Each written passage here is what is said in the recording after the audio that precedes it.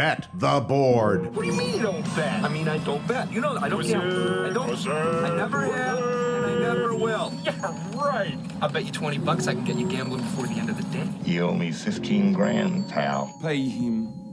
Pay that man his money. It's the Bet the Board podcast. God likes me. He really, really likes me. In the end, I wound up right back where I started.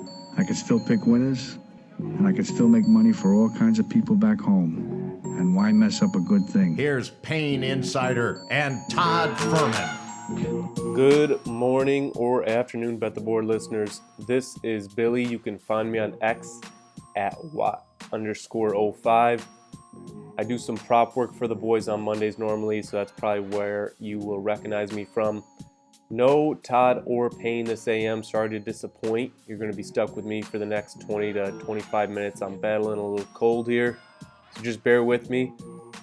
Not to worry about those fellas. They were just traveling a bit. They will be back Wednesday, I believe, for a college football NFL combined pod. We're going to follow the same format as usual as they do on Mondays. We're going to take a look at the good, bad, and ugly performances from this past week, discuss some of the opening lines, any major line moves, and potentially where some of these could be headed, as well as the Monday Night Football game. And yes, I'll be giving a prop out at the end there. Before we start, let's talk about what we saw on Sunday Night Football in the game between the Eagles and the Rams. I mean, Saquon Barkley, what more can you say about the guy? He's outrageous. 255 yards on 26 carries, 2 touchdowns, along with 47 yards receiving. That was a pretty sharp prop that I saw come through. We bet ourselves as over receiving yards. He cashed for us there. The Eagles dominated in the trenches on both sides. And we're not talking about them facing an opponent who is kind of a slouch in these areas. That Rams defensive line was really coming along nicely, but they just had no shot to stop this Eagles run game. Jalen Hurts was accurate. He was on time. He leaned on A.J. Brown in the pass game. The Eagles that was the most complete performance I've seen from that team. And they've had a bunch of them this year. So you're seeing the Eagles really kind of take off. They've been building their team to be strong in the trenches over the past couple of years, and it's paying off. This young secondary, it's fast, it's smart, it hits hard. And when you look at that game, I mean, the Eagles were only 2 for 5 in the red zone on offense, so they did leave some points out there. As for the Rams, I don't think anyone in the league was really going to beat Philadelphia last night with the way they played, so you don't want to knock them too much. They kind of are what they are. They're a gritty football team. They can compete with the best teams for a while. They can probably play some of these top-tier teams and sneak out wins here and there. But they're also a team who could probably lose to a bottom 7 to 8 team in the league. I mean, we saw them last week in New England. You know, New England had the ball with 1:40 to go, down 6. There are scenarios where the Rams would have lost that game. So the Rams are tough. That they're just not that top-tier talent team, and it's probably ultimately going to hold them back. We saw the offensive line really struggle against that Philly pressure. Moving on from that game, let's go to the good, bad, and the ugly here. Let's start with the good. What I saw yesterday was good. I'm going to start with the Miami offense. We have seen a shift in the way this Miami offense functions from last year. You know, no longer are they really living on the explosives. In the first half yesterday, the drives after the opening punt, they went 8 plays for 65 yards, 9 plays for 66 yards, 10 plays for 80 yards. They don't need these Tyreek Hill 50-yard scampers and deep bombs and 70-yard explosive runs. They're really okay dinking and dunking their way down the field. And, you know, the weapons we're really talking about these days on their offense are not the Tyreek, Jalen Waddle weapons, which Waddle, you know, granted had a good day yesterday, and even Mostert. It's not those guys, but it's more of the Jonnu Smiths and the Devon Achains. And we're seeing Miami just become much more complete on that side of the ball. They have a really fun matchup on Thanksgiving against Green Bay. We've seen a little movement there. That number's down to 3. So Miami's an interesting team to watch moving forward. There was some talk last week before that potentially they were a good buy to make the playoffs. I didn't get there myself. But the way this team's playing, and obviously they've done it against some subpar teams in the past couple weeks, but good on Miami to get that win. The offense looked a lot better. Second thing I saw that I thought was pretty good was, and I'm going to go deep here, I thought Bryce Young and that Carolina offense as a whole looked a lot better than what we've seen since the beginning of the year. And that was against a really good Kansas City defense. Although that defense, we've had some concerns for them since the departure of Jalen Watson in the secondary, and we keep seeing that get exposed here. But they went toe-to-toe with Kansas City. Each team was 5.8 yards per play. They were only 2 for 6 in the red zone, Carolina was, but I really like the way Bryce is handling being in the pocket, his confidence throwing out of the pocket, and his accuracy. The offensive line's a very good run-blocking unit. I'd expect this offense to continue to grow as the season goes on. So that was something I saw that was good. It's not often you see a quarterback like Bryce Young play as poor as he did in the beginning of the year. He gets benched, comes back, and he kind of looks like a new guy with a lot more confidence. So good on Bryce Young there. Third thing I saw in the good, let's go to the 4/25 slate, Seattle Seahawks defense. They held Arizona without a touchdown for what I believe was one of maybe the second time since Kyler's been a starter that has happened. They held Arizona to 46 yards rushing and pressured Kyler up the middle of that interior offensive line all night. Devin Witherspoon made one of the most athletic plays I've ever seen in a football game on that 4th and 1 stop that led to a pick for Kobe Bryant. He kind of got caught for the fake, the run in the interior, and he snapped his hips around, turned around, chased Kyler down, and basically forced him to make an errant throw, which led to a Kobe Bryant interception, again for a pick 6. Witherspoon also ran down that play and blocked James Conner later to spring that touchdown. So just, Seattle has the defensive pieces and the coaching to make a push here. And if Geno has a lot of upside, if he can just not make these, borderline boneheaded decisions when he has the football and he's rolling out of the pocket, the offensive line's getting healthy. New offensive coordinator, Grubb, seems to be finding his footing, to the chagrin of Mark Sanchez, who, if anyone was watching that game, he wanted them to pound the rock on every single down. But kudos to Seattle Seahawks defense holding Arizona off the bye in check. Looking at the bad here, only got one on the bad. It's going to be the Washington offense. And it's been mentioned a little bit in the media over the past week or so. Are we seeing this Cliff Kingsbury midseason regression that has really been talked about in his coaching career in the NFL?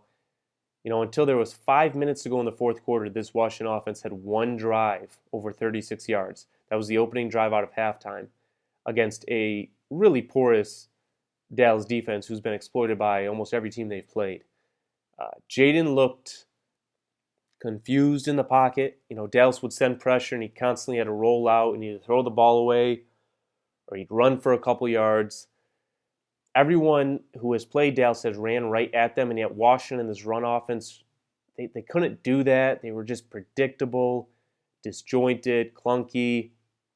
It feels like Washington's and Jaden is going to need to make another offensive adjustment moving forward, or they're going to have a tough time making the playoffs with what's going on in the NFC right now. So that was the bad. The Washington offense, I really didn't like what I saw there.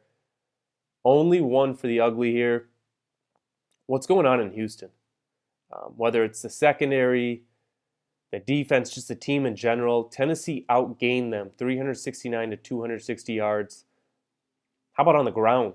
Tennessee 132 yards rushing to 40 for Houston. Granted, Tennessee does have a very good run defense, but you just look at this game, it was just odd. Levis got sacked 9 times, and yet Houston just gave up explosive after explosive, it felt like.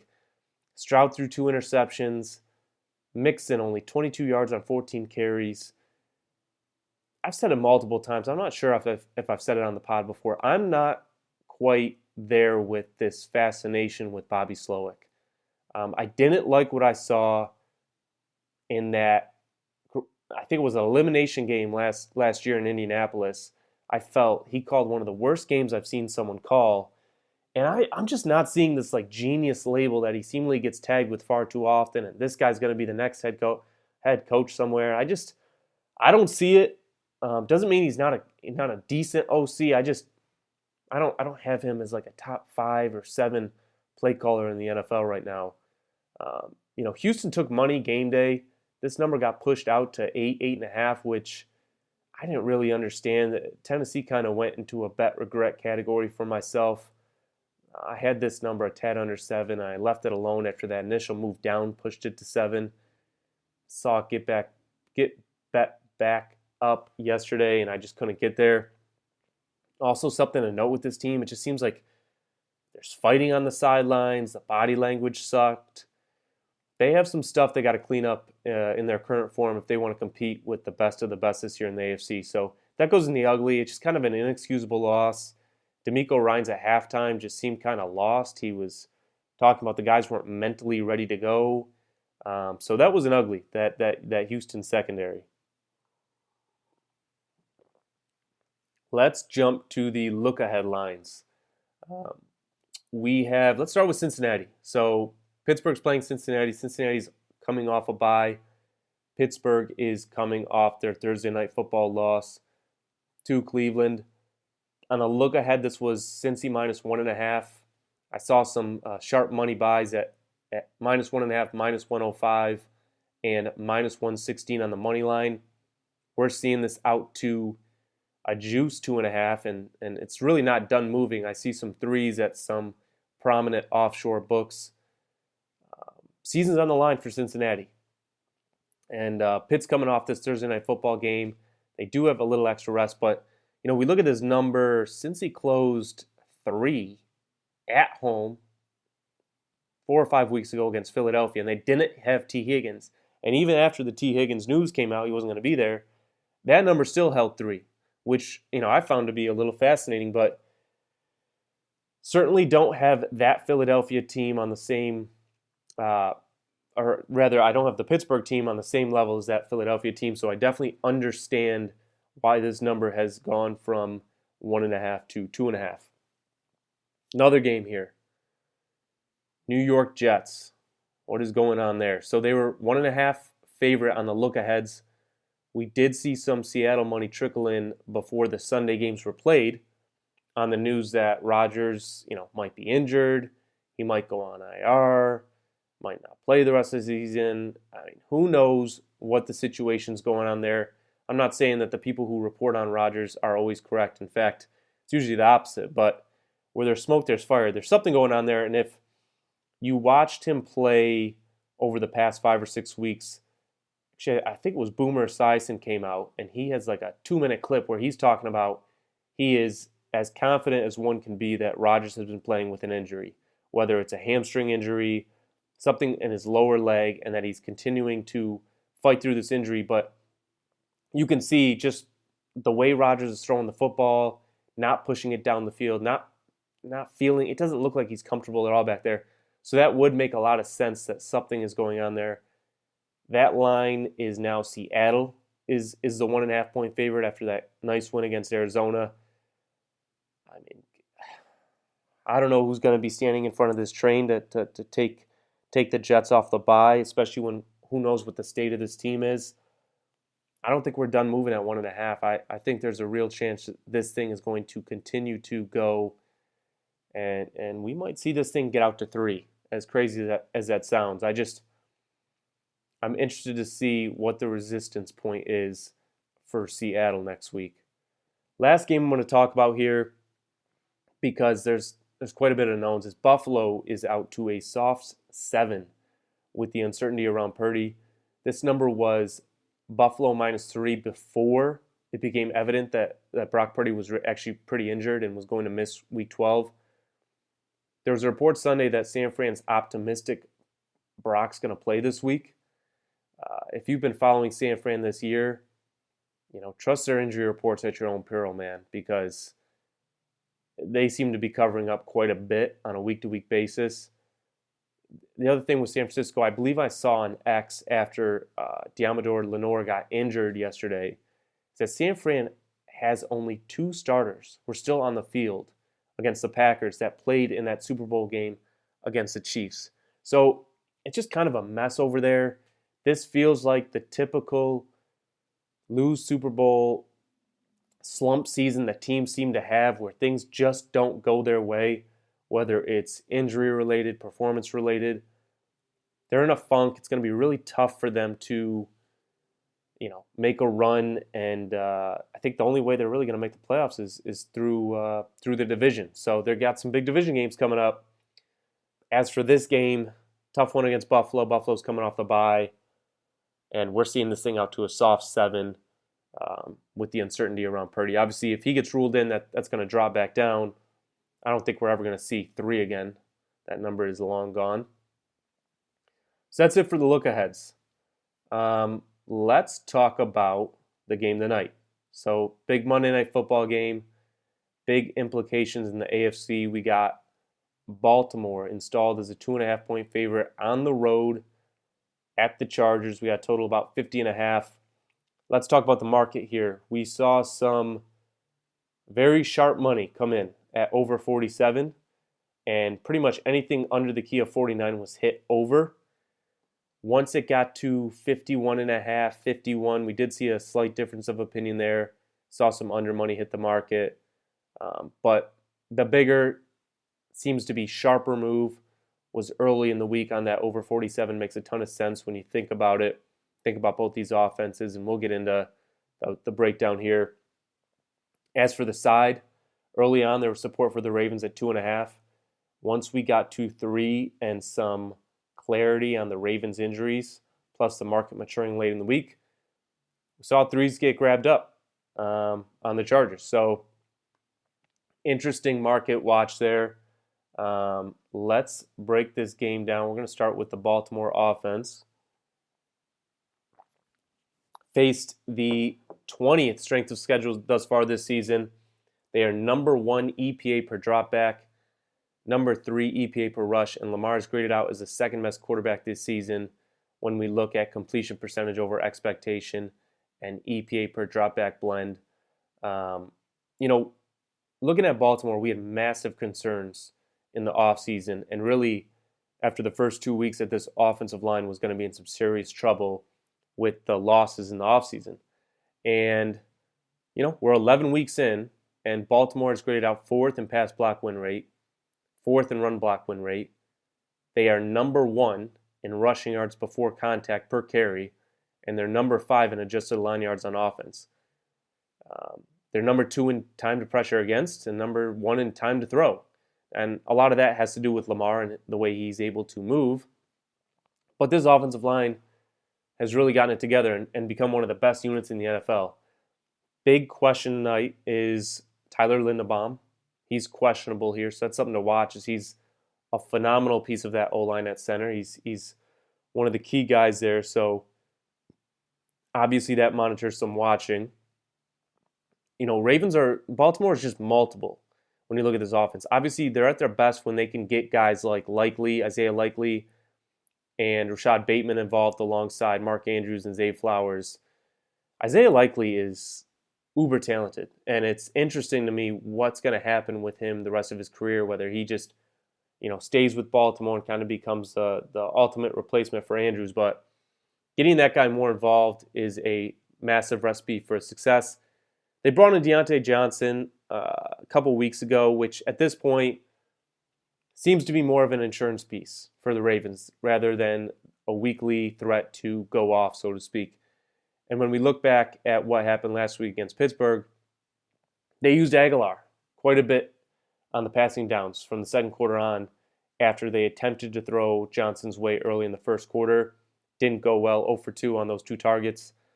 So I wouldn't expect Deontay Johnson to be much of a big piece of this offense moving forward unless there's some injuries. Bottom line on this Baltimore offense, they're just a nightmare matchup for most defenses. They're dynamic.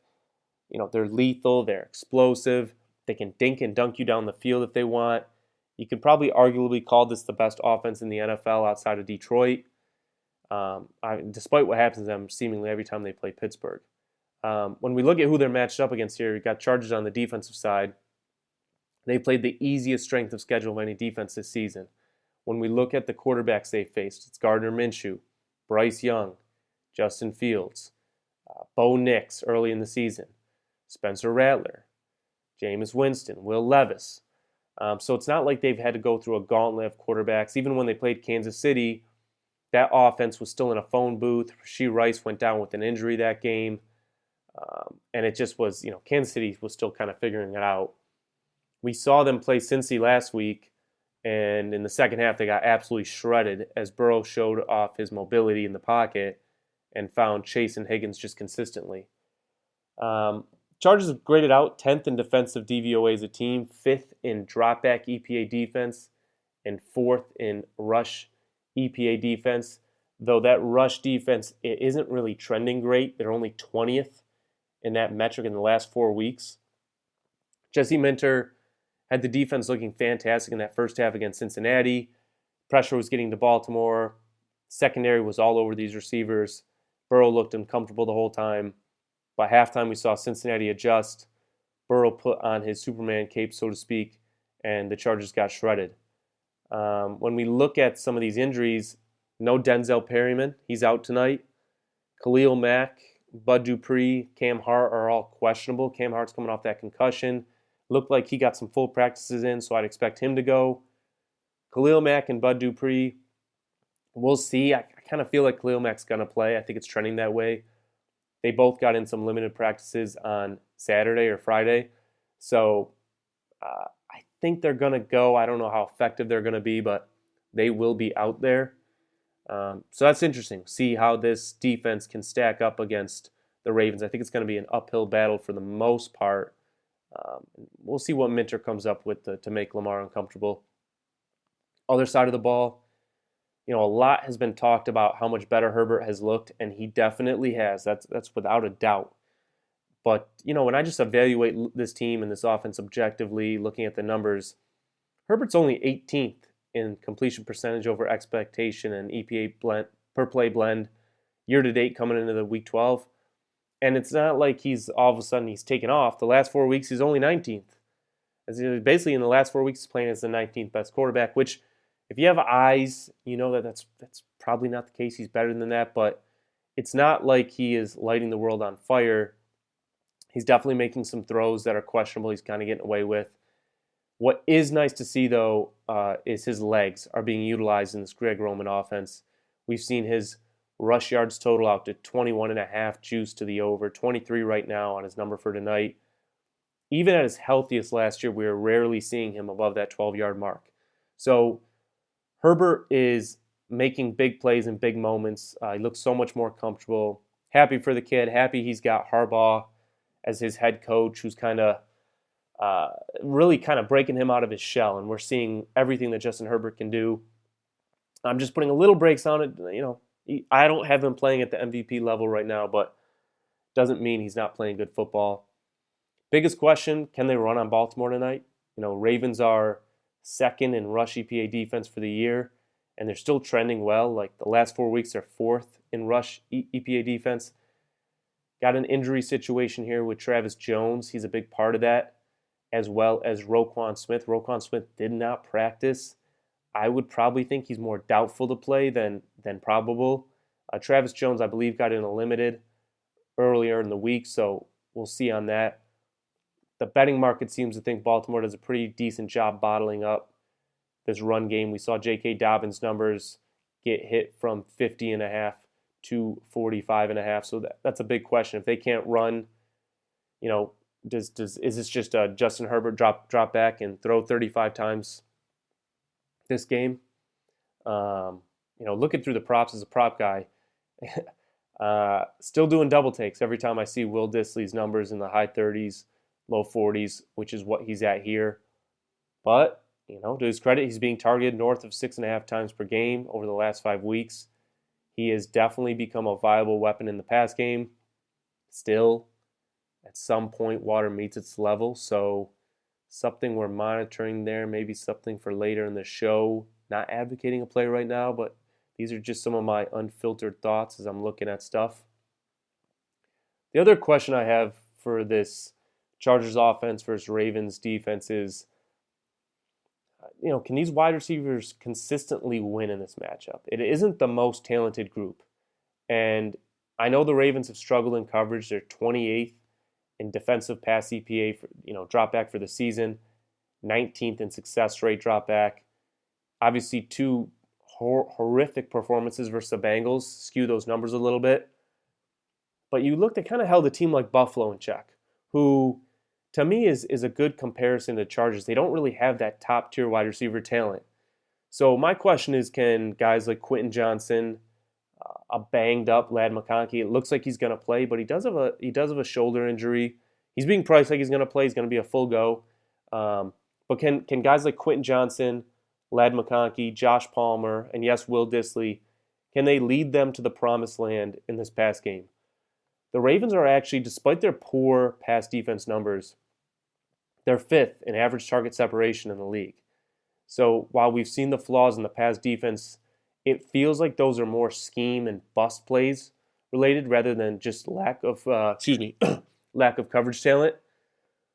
Then again, this Ravens defensive line, they're 25th in pass rush win rate, 27th in opponent time to throw. So it's not like we expect this Chargers offensive line to, falter under this Ravens edge pressure. If Herbert has to play keep up through the air, there are certainly avenues to do so. I'm just curious. We've seen this Chargers offense, they kind of struggled a bit in that Tennessee game against better coverages. They struggle against Arizona. Cincinnati's kind of a mess in that back end secondary with the injuries. So I'm interested to see how these wide receivers and tight end holds up against Baltimore in coverage. Final thoughts on this game. This should be a fun game. I'm looking forward to it. Didn't even bring up the fact that, the Harbaugh versus Harbaugh stuff. I think we're going to learn how the Chargers defense actually stacks up with the other top quote-unquote analytical defenses in the league. We saw some cracks last week against, Joe Burrow, Jamar Chase, T. Higgins, and Chase Brown in the pass game. And the Chargers aren't afraid to let you rack up some rush yards. Chris Collinsworth talked about it last week. They're really okay, if you want to move the ball down, but they tighten up in that red zone area. So it's going to be pertinent for the Ravens to come away with touchdowns, not field goals, especially what's going on with Justin Tucker kicking the football. Who knows what's going on there, but doesn't appear that he has an injury, maybe just some technique stuff. So it's going to be a big deal for Baltimore to get in that red zone and finish with touchdowns. A big reason we saw that Chargers defense kind of falter last week was Burrow's mobility. He put that Superman cape on, he moved in the pocket, he got outside. Lamar's on a different planet in terms of movement in the pocket. So can Jesse Minter bottle him up, or do we see a bounce back from the Baltimore offense? I tend to think we see a bounce back in terms of yardage. I think the total is just going to come down to whether or not Baltimore is going to score in the red zone. Other side of the ball, just a summary, it's probably going to be tough to run against Baltimore. So the big question I mentioned was if the Chargers and their weapons can exploit what's been a poor pass defense.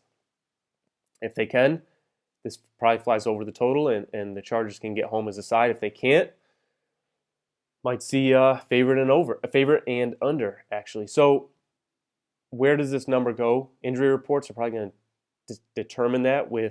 There's some big names on here. We mentioned Linderbaum, Roquan, Khalil Mack, Ladd McConkey, Cam Hart, Travis Jones. They're all significant guys.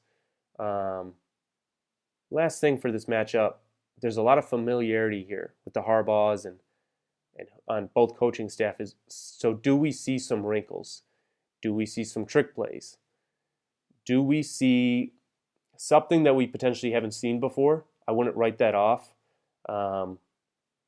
We could see both teams do stuff that through week 11 we have not seen either team do, and I'm guessing both these guys have been planning for this matchup all year. So it'll be interesting. Probably see more creative stuff on the offensive side, but we can see it on the defensive side too.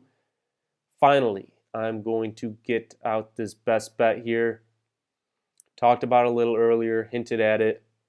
We're going to go Will Dissly under 17.5 for his long reception. Minus 120 is widely available. There are also minus 125s out there. You can play this down to 16.5 at minus 120. Do not play lower than 16.5. I'm not sure if it's going to go lower than 16.5. But, you never know with this pod. Sometimes the numbers move quite a bit. If you do, you're logging into your sports book and it's 8 p.m. and you see 15.5, don't bet that. You're going to have to pass there. Or if you see 16.5 minus 125, don't bet that. This is only good to 16.5 minus 120. His ADOT's, considerably lower than what this number is suggesting. And this is just a big number for him to get to. Could it happen? Look, this is sports betting. Things happen in games. Yes, it could happen. Yes, he could break one. He could go down the seam. But I see him more being a dink and dunk safety valve for Justin Herbert today than the big explosive pass. So thank you guys for listening today. Again, the boys are going to be back on Wednesday, I believe, for the college football and NFL podcast. Appreciate the platform, appreciate the time, and best of luck tonight. Let's get Will Dissly under 17.5 long reception home. Thanks, guys. We hope you enjoyed listening to this episode of Bet the Board. Make sure you follow Todd and Payne on X. Todd is at Todd Furman. That's TODDFUHRMAN. And Payne is at Payne Insider. That's PAYNEINSIDER. Don't forget, our weekly newsletter comes with an additional best bet. Have that delivered to your inbox by clicking the link atop the podcast show notes. And most importantly, subscribe and download Bet the Board. We're on Apple, Spotify, Amazon Wondery, YouTube, Google Podcasts, and all your other major platforms.